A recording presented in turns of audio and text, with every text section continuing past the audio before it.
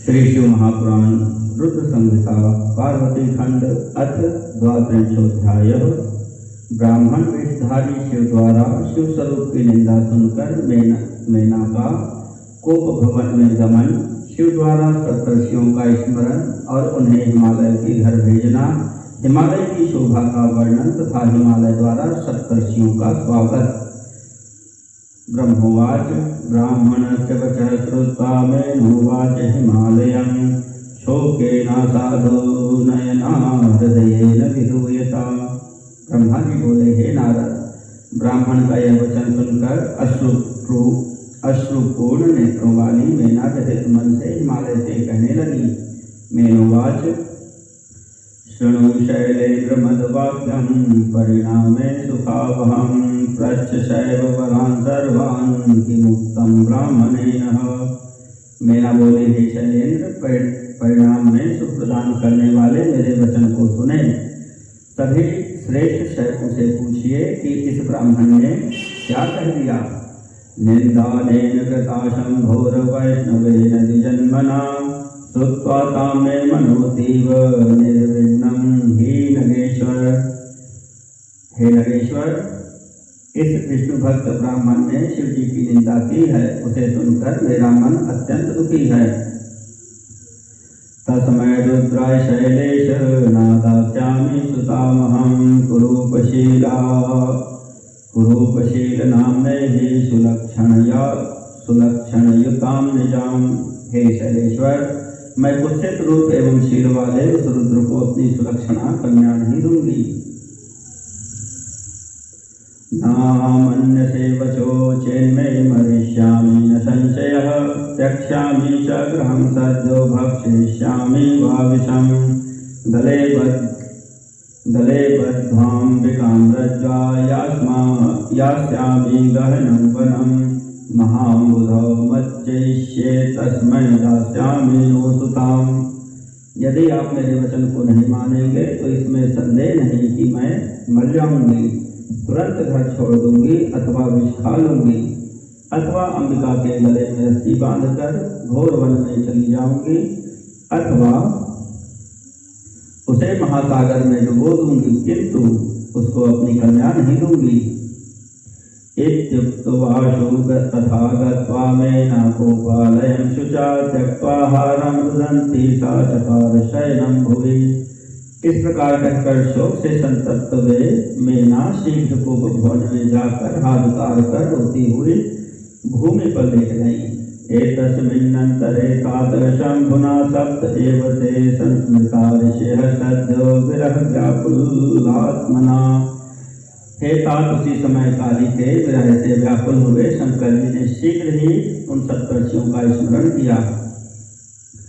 ऋषयश्चैव ते सर्वे शंभुना संस्मृता यदा तदा जग्मुः स्वयं सद्यः कल्पवृक्षा इवा परे अरुन्धति तथा याता साक्षात् सिद्धिर्वा परा तान् दृष्ट्वा सूर्यसंकाशान् विजहौ स्वजपं हरः। जब शिव जी ने उन सभी ऋषियों का स्मरण किया तब वे दूसरे कल्प वृक्ष के समान तत्काल वहां उपस्थित हो गए और साक्षात सिद्धि के समान अरुंधति भी वहां आ गई। सूर्य के समान तेजस्वी उन ऋषियों को देखकर शिव जी ने अपना जप छोड़ दिया। स्थित्वा गृहे ऋषयः श्रेष्ठा नत्वा स्तुत्वा शिवं मुने मेनिरे च तदात्मानं कृतार्थं ते तपस्विनः। हे मुने, वे श्रेष्ठ तपस्वी ऋषि शिव जी के आगे खड़े होकर उन्हें प्रणाम कर उनकी स्तुति करके अपने को कृतार्थ समझने लगे। ततो विस्मयमापन्ना नमस्कृत्य स्थिताः पुनः प्रोचो प्राञ्जलिर्हस्ते वै शिवं लोकनमस्कृतम्। तत्पश्चात विस्मय में पड़कर वे पुनः लोक नमस्कृत शिव को प्रणाम करके हाथ जोड़कर सामने खड़े होकर उनसे कहने लगे। ऋषयुः सर्वोत्कृष्ट महाराज सार्वभौम दिवापसां स्वभाग्यं वर्ण्यते स्माभिः किं पुनः सकलोत्तमम्। ऋषिगण बोले, हे सर्वोत्कृष्ट, हे देवताओं के सम्राट, हे महाराज, हम लोग अपने सर्वोत्तम भाग्य की सराहना किस प्रकार करें। तपस्तप्तं त्रिधा पूर्वं वेदाध्ययनमुत्तमम् अग्नयस्य हुताः पूर्वं तीर्थानि विविधानि च वाङ्मनःकायजं किञ्चित् पुण्यं स्मरणसम्भवं तत्सर्वं सङ्गतं चाद्य स्मरणानुग्रहात्। हम लोगों ने जो पूर्व समय में कायिक वाचिक तथा मानसिक तीनों प्रकार की तपस्या की है, उत्तम वेदाध्ययन किया है, अग्निहोत्र किया है तथा नाना प्रकार के तीर्थ किए हैं और ज्ञान पूर्वक वाणी मन तथा शरीर से जो कुछ भी पुण्य किया है वह सब आज आपके स्मरण रूप अनुग्रह के प्रभाव से सफल हो गया। यो वै भजति नित्यं त्वां कृतकृत्यो भवेन्नरः किं पुण्यं वर्णते तेषां येषां च स्मरणं तव। जो मनुष्य आपका नित्य स्मरण करता है वह कृतकृत्य हो जाता है, तब उसके पुण्य का क्या वर्णन किया जाए जिसका स्मरण आप करते हैं। सर्वोत्कृष्टा वयं जाताः स्मरणात्ते सदाशिव मनोरथपथं नैव गच्छसि त्वं कथंचन। हे सदाशिव, आपके द्वारा स्मरण किए जाने से हम लोग सर्वोत्कृष्ट हो गए हैं। आप तो किसी के मनोरथ मार्ग में किसी प्रकार आते ही नहीं हैं। वामनस्य फलं यद्वज्जन्मान्धस्य दृशौ यथा वाचालत्वं च मूकस्य रङ्करस्य निदर्शनम् पंगुर्गिरिवराक्रान्तिर्वन्ध्यायाः प्रसवस्तथा दर्शनं भवतस्तत् वज्जातं नो दुर्लभं प्रभो। जिस प्रकार गौने को फल प्राप्त हो जाता है, जन्मांध को नेत्र की प्राप्ति होती है, गूंगे को वाणी मिल जाती है, कंकाल को निधि दर्शन हो जाता है, पंगु को ऊंचे पहाड़ या चढ़ने की शक्ति प्राप्त हो जाती है तथा बंध्या को प्रसव संभव हो जाता है, उसी प्रकार हे प्रभु हमें आपका यह दुर्लभ दर्शन प्राप्त हो गया।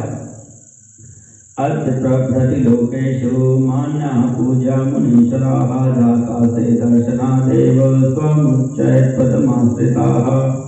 आज से अब हम मुनीश्वर आपके दर्शन से लोगों में मान एवं पूज्य हो गए तथा ऊंची पदवी को प्राप्त हो गए। अत्र किं बहुनोक्तेन सर्वथा मान्यतां गताः दर्शनात् तव देवेश सर्वदेवेश्वरस्य। हे देवेश, बहुत कहने से क्या, आप सर्वदेवेश्वर के दर्शन से हम सर्वथा मान्यता को प्राप्त हो गए। पूर्णानां किंच कर्तव्यमस्ति चेत् परमा कृपा सदृशं सेवकानां तु देयं कार्यं त्वया शुभम्। आप जैसे पूर्ण परमात्मा को किसी से प्रयोजन ही क्या है, किंतु यदि हम सेवकों पर कृपा करना ही है तो हम सबके योग्य कार्य के लिए आज्ञा प्रदान कीजिए। ब्रह्मोवाच इत्येवं वचनं श्रुत्वा तेषां शम्भुर्महेश्वरः लौकिकाचारमाश्रित्य रम्यं वाक्यमुपाददे।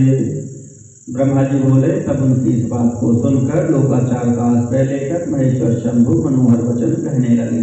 शिव उवाच ऋषयश्च सदा पूज्या भवन्तश्च विशेषतः युष्माकं कारणाद्युत्प्राह स्मरणं च मया कृतं। शिव जी बोले, हे महर्षियों, ऋषिजन हर तरह से पूज्य हैं, हम लोग तो विशेष रूप से पूज्य हैं। हे विप्रो, कुछ कारणवश मैंने आप लोगों का स्मरण किया है।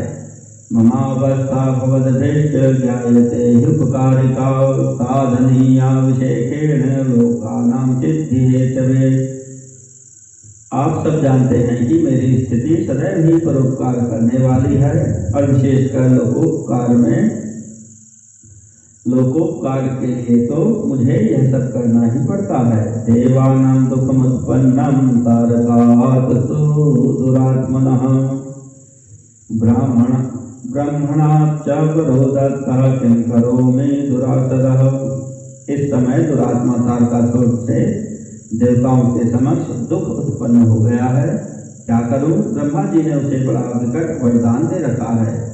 मूर्तयोष्टौ च याः प्रोक्ता मदीयाः परमर्षयः ताः सर्वा उपकाराय न तु स्वार्थाय ततस्फुटम्। हे महर्षियों, मेरी जो 8 प्रकार की मूर्तियां पृथ्वी, जल, तेज, वायु, आकाश, सूर्य, चंद्र तथा यजमान कही गई हैं, वे सब भी परोपकार के निमित्त ही हैं, स्वार्थ के लिए नहीं हैं। यह बात तो स्पष्ट है। तथा च कर्तुकामोहं विवाहं शिवया सह तया वै सुतपस्तप्तं दुष्करं परमर्षिभिः। इस परोपकार के लिए ही मैं पार्वती के साथ विवाह करना चाहता हूँ। उसने भी महर्षियों के कहने से दुष्कर कठोर तप किया है। तस्य परम फलम देयं भीष्टं तद्धितावहं एतादृशपणो मे हि भक्तानंद प्रदय स्फुटम्। उसके इच्छानुसार उसका हितकारक फल मुझे अवश्य देना चाहिए, क्योंकि भक्तों को आनंद देने वाली मेरी यह स्पष्ट प्रतिज्ञा है। पार्वती वचनाद भिक्षुरूपो यातो गिरिर्गृहम् अहं पावितवान् कालीं यतो लीला विशारदः। मैं पार्वती के वचनानुसार भिक्षु का रूप धारण कर हिमालय के घर गया था और मुझ लीला प्रवीण ने काली को पवित्र किया था। मां ज्ञात्वा परम ब्रह्म दंपति पर भक्तितः धातु कामा बभूतां च स्वासतां वेदरीतितः। वे स्त्री पुरुष मुझे परम ब्रह्म जानकर वेद रीत से सद्भक्ति से अपनी कन्या मुझे देने के लिए तत्पर हो गए। देव प्रेरणयाहं वै कृतवानस्मि निन्दनं तदा स्वस्य च भक्ति तद्भक्तिं विहन्तुं वैष्णवात्मना। उसके बाद देवताओं की प्रेरणा से वैष्णव भिक्षु का रूप धारण कर मैं उन दोनों को से अपनी निंदा करने लगा। उससे मेरे प्रति उनकी भक्ति नष्ट हो गई।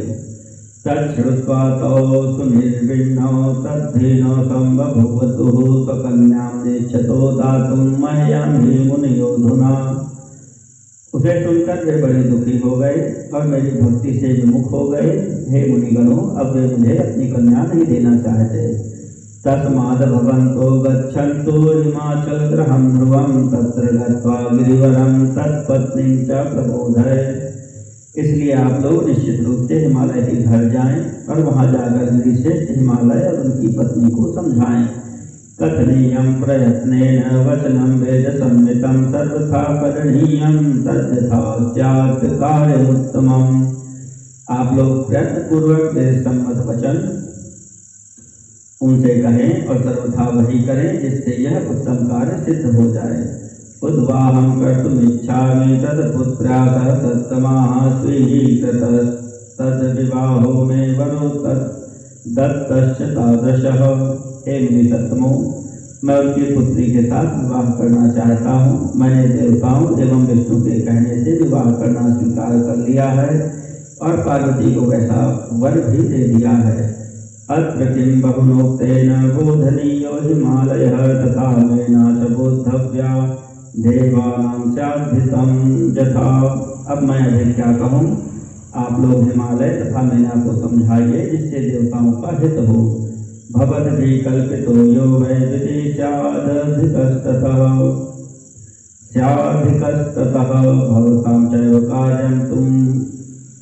भवतां चैव कार्यं तु भवन्तः कार्यभाविनः।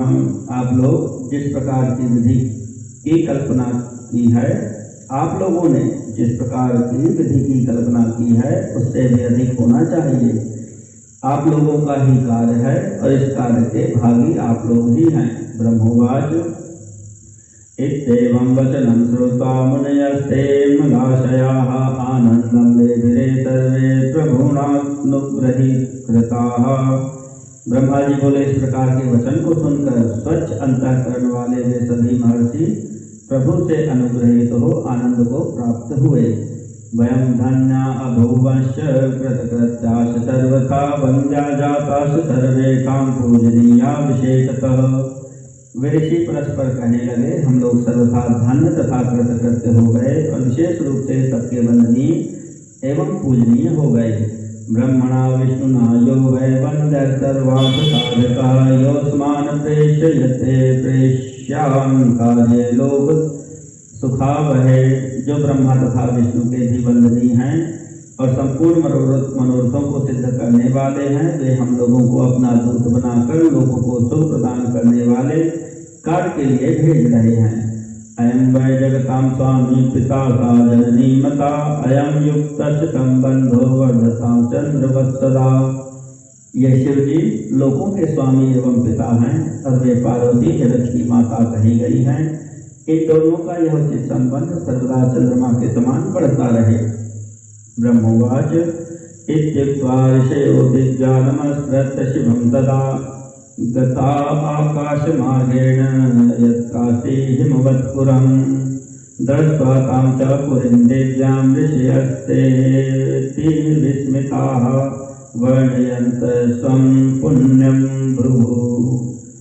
ब्रुवन् वै परस्परम्। ब्रह्मा जी बोले, ऐसा कहकर वे दिव्य ऋषि शिव जी को प्रणाम कर आकाश मार्ग से वहां गए जहाँ हिमालय का नगर है। उस दिव्यपुरी को देखते ही ऋषिगण आश्चर्य से चकित हो गए और अपने पुण्य का वर्णन करते हुए परस्पर कहने लगे। ऋषयुचुः पुण्यवन्तो वयं धन्या दृष्टवैतद्धिमत्वत्पुरम् यस्मादेवं विधे कार्ये शिवेनैव नियोजिताः।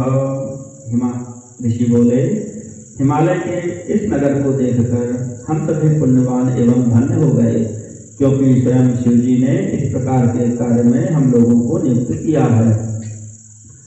अलकायास स्वर्गाच भोगवत्यास्तथा पुनः विशेषेणामरावत्या दृश्यते पुरमुत्तमं विशेषेणामरावत्या दृश्यते पुरमुत्तमं। यह हिमालय की पुरी को अलका, स्वर्ग, भोगवती तथा विशेषकर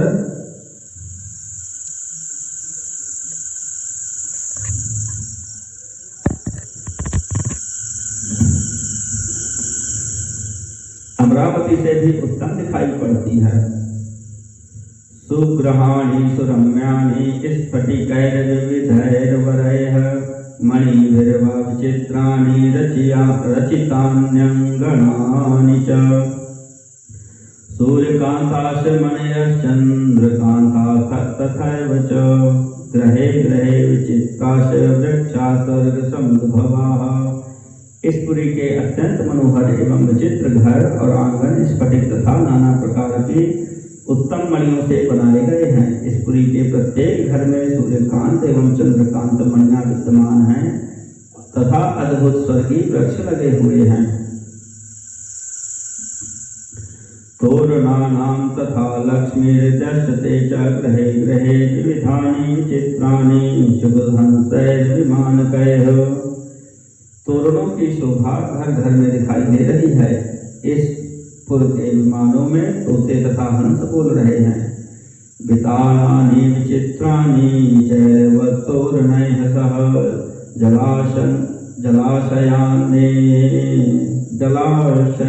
जलाशयान्यनेकानि दीर्घिका विविधाः स्थिताः। विचित्र प्रकार के वितान चित्र विचित्र कपड़ों के बने हैं, जिनमें बंधनवार बंधे हैं। वहाँ अनेक जलाशय तथा विविध बावलियाँ हैं। उद्यानानि विचित्राणि प्रसन्नैः पूजितान्यतो नराश देवताः सर्वे स्त्रियश्चाप्सरसस्तथा। वहाँ विचित्र उद्यान हैं जिनका लोग प्रसन्न चित्त होकर सेवन करते हैं। यहाँ के सभी पुरुष देवता के सदृश तथा स्त्रियाँ अप्सराओं के सदृश हैं। कर्म भूमो यज्ञिकाश पौराणा सर्ग कामया कुर्वन्ति ते तथा सर्वे विहाय हिमवत्पुरम्। हिमालय के पुर को छोड़कर स्वर्ग की कामना से कर्म भूमि में याज्ञिक एवं पौराणिक लोग व्यर्थ ही अनुष्ठान करते रहते हैं। यावन दृष्ट में तच्च तावत स्वर्ग परा नराः दृष्ट में तच्च धा विप्राः किं स्वर्गेण प्रयोजनम्। हे विप्रो, मनुष्यों को स्वर्ग की तभी तक कामना रहती है जब तक उन्होंने इस पुरी को नहीं देखा। जब इसे देख लिया जाए तो स्वर्ग से क्या प्रयोजन।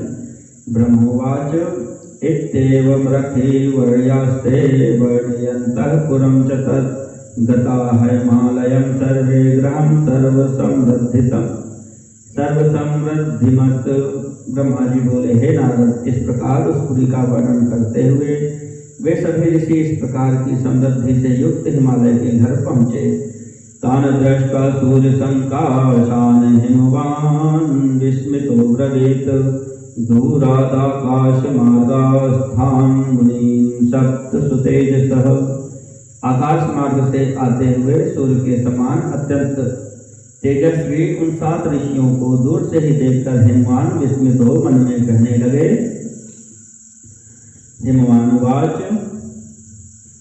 सप्तैते सूर्य संकाशाः समायान्ति मदन्तिके पूजा कार्या प्रयत्नेन मुनीनां च मयाधुना। हिमवान बोले, हे सूर्य के समान तेजस्वी सप्तर्षिगण मेरे पास आ रहे हैं। ये सूर्य के समान तेजस्वी सप्तर्षिगण मेरे पास आ रहे हैं। मुझे इस समय प्रयत्न पूर्वक इन मुनियों की पूजा करनी चाहिए। वयं धन्या गृहस्थाश्च सर्वेषां सुखदायिनः येषां गृहे समायान्ति महात्मानो यदीदृशाः। हम गृहस्थ लोग धन्य हैं जिनके घर सभी को सुख प्रदान करने वाले इस प्रकार के महात्मा स्वयं आते हैं। ब्रह्मवाच एतस्मिन्नन्तरे चैवाकाशादित्यभुवि स्थितां सम्मुखे हिमवान् दृष्ट्वा ययौमान पुरस्सरम्। ब्रह्मा जी बोले, इसी बीच आकाश से उतरकर पृथ्वी पर स्थित हुए उन सबको अपने सम्मुख देखकर हिमालय सम्मान पूर्वक उनके पास गए। कृतांजलिर्न तस्कंद सप्तर्षीन् सुप्रणम्य सह पूजां चकार तेषां वै बहुमान पुरस्सरम्। उन्होंने हाथ जोड़कर सिर झुकाकर उन सप्तर्षियों को प्रणाम करके पुनः बड़े सम्मान के साथ उनकी पूजा की। हिता सप्तर्षयस्ते च हिमवन्तं नगेश्वरं गृहीत्वोचुः प्रसन्नास्या वचनं मंगलालयम्। उस पूजा को स्वीकार करके हित करने वाले प्रसन्न मुख सप्तर्षियों ने गिरिराज हिमालय से कुशल मंगल पूछा। यथागतश्च तान् कृत्वा धन्यं गृहाश्रमः इत्युक्त्वा सन्मानीय ददौ भक्ति पुरस्सरम्। आसनेषुपविष्टेषु तथा ज्ञप्तः स्वयं स्थितः उवाच हिमवान् तत्र मुनीन् ज्योतिर्मयांस्तदा। मेरा गृहस्थ आश्रम धन्य हो गया। हिमालय ने ऐसा कहकर उन्हें आगे करके आसन लाकर भक्ति पूर्वक समर्पित किया।